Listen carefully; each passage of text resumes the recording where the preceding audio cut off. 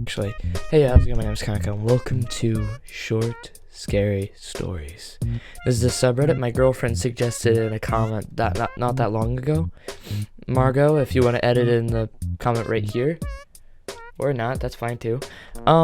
So basically, I'm just gonna be reading some short horror stories, and this will be fine. It's currently let's see here, 2:04 a.m. You can't see it. Hold on. It's currently 2:04 a.m. And I'm ready to read some spooky stories. How about you?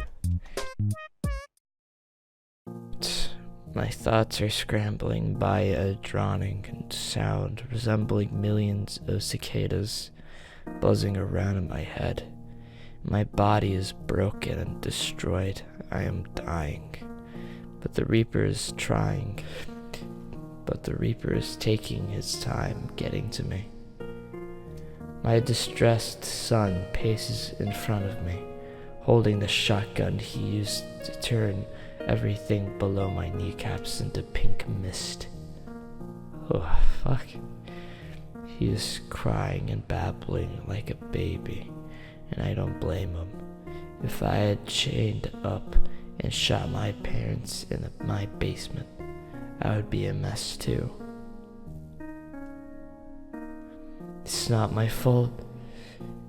I didn't want any of this, he mumbled to himself. I needed to do this.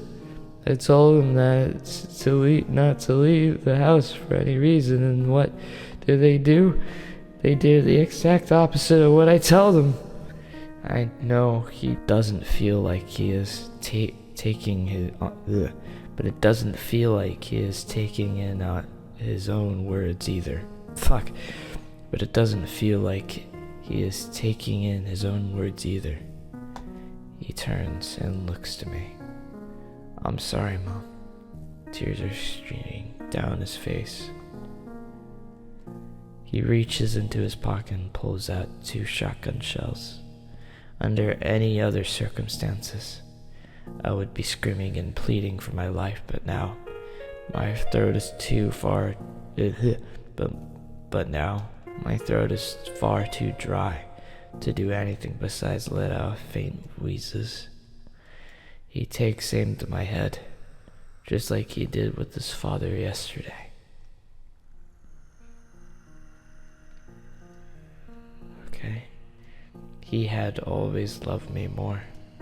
Yesterday, when my son shot my husband, he probably didn't even see him as a human. Part of him was likely happy he was killing his dad after years of neglect. I can't really blame him, but I was not my husband. Through the years, I filled the void of my husband's apathy created, and my son loved me more for that. And now, he was going to shoot me in the head. No! He screamed as he threw down his shotgun. I traced him as he walked back and forth in the basement. He was having a change of heart. You're my mother. I don't know why I thought it would hurt me. I don't know why I'm doing this. I love you, Mom. He again walks over me, and I began to panic. I wanted to tell him to stay away. I wanted to turn away as he embraced my body in a hug, but I failed. As he kissed my cheek, I unwillingly returned his favor by using the burst of adrenaline and hatred and infection gave me to take a bite out of his face. If my body was still mine, I would have been bawling my eyes out, but my body was no longer mine, and soon my son's wouldn't be his either. He stumbles back in pain and confusion, beginning to convulse. The infection is taking hold of him. As I fall back defeated, still chained. I can't feel guilty. All I can feel is the buzzing controlling my broken body and now his.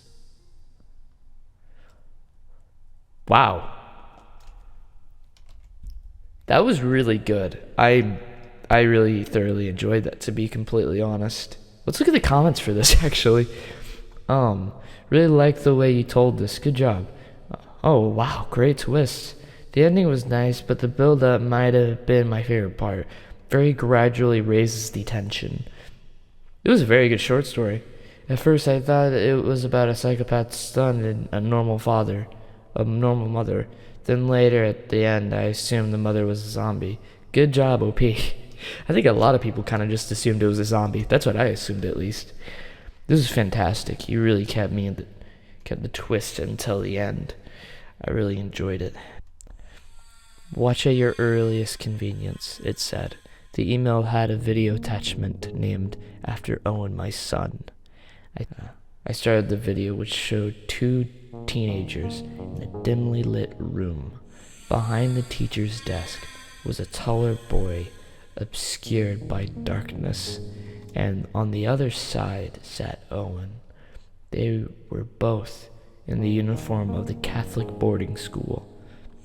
They were both in uniform of the Catholic boarding school Owen has been sent to last year.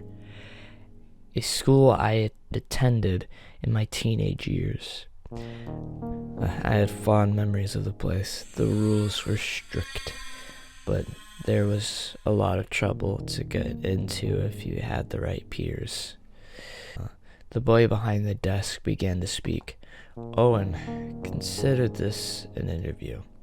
If I like what I hear, you'll become the newest member of the Sinners Club, effective immediately.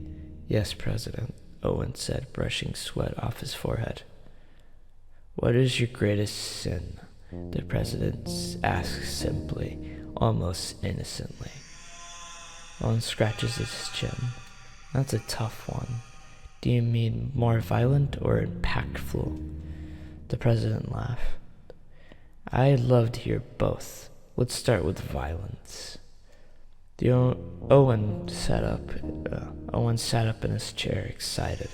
When I was a kid, I found a puppy on the way home. When I was a kid, I found a puppy on the way home from school, threw away the collar and tags, and told my parents it was a stray.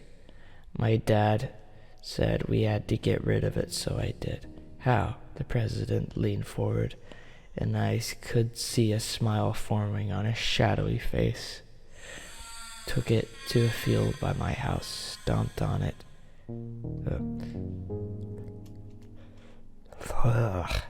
That's not good. Stomped it until it stopped moving. Didn't even bury it. Owen was grinning madly at the memory of it. The president leaned back, almost disappointed. The impact story, then. One of my teachers at middle school was getting too comfortable a few years back. Started acting like he was my boss. I got rid of him, too. The president leaned forward again. Okay. Oh. Owen giggled to himself. Bribed a girl from my class. Got her to accuse him of sleeping with her. The president grunted in approval, and he lost his job. Worse, said Owen. Eyes shining. Fired, divorce, suicide. All in a calendar year. Cliché, but effective. The president noted, crossing his arms. So, Owen asked, am I him? I'll be honest, Owen. You're entertaining, but your sins are childish. Your dark spirit is relatively youthful compared to ours, but perhaps it will mature, even curdle with time. Welcome to the Sinners Club. I paused the video as they shook hands.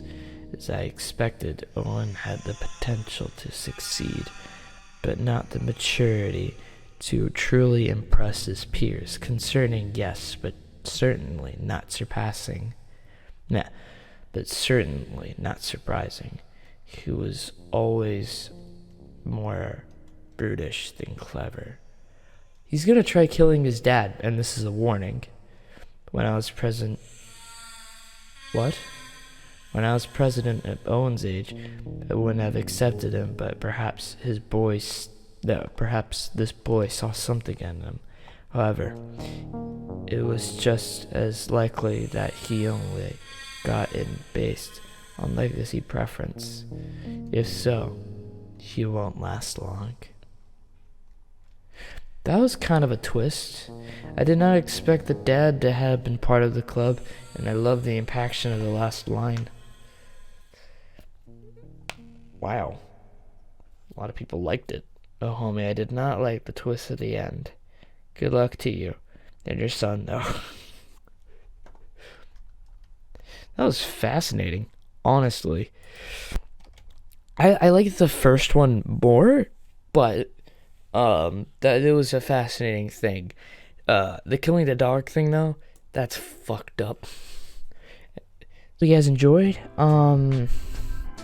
This was a very interesting story thing for me to read. It's different from my usual stuff because I usually record gaming content rather than subreddit stuff. But yeah, if you want to check out the person who edited this video, their name is Margot, and you can check them out on Twitter. Their link will be in the description down below. They shit post on their Twitter. If you just want to talk to them on Twitter, they'll be there. So yeah, thank you guys so much for watching. Hope you guys enjoyed. Let me know in the comments down below if you want to see more of this. And yeah, thank you guys so much for watching. Peace out. Bye. Bye. Fuck, no. Bye.